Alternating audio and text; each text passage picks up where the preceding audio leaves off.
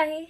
This is a quick tutorial on how to turn on optimized battery charging on iPhone 17 Pro. First, we have to go to the settings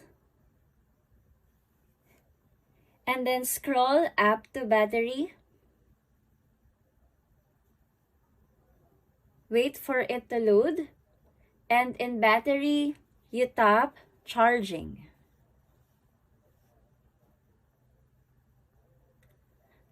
For charging, find the option Optimized Battery Charging and toggle it on. What it does is it enables your iPhone will pause charging at 80% and wait to finish charging to 100% closer to when you normally unplug it. This helps reduce battery wear over time.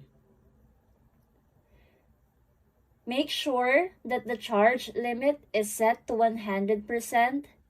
Otherwise, the optimized charging option may not appear.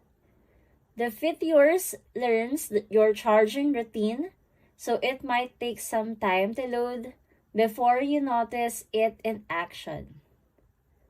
So that's it. That is how you optimize battery charging on iPhone 17 Pro. Follow for more quick iPhone tips.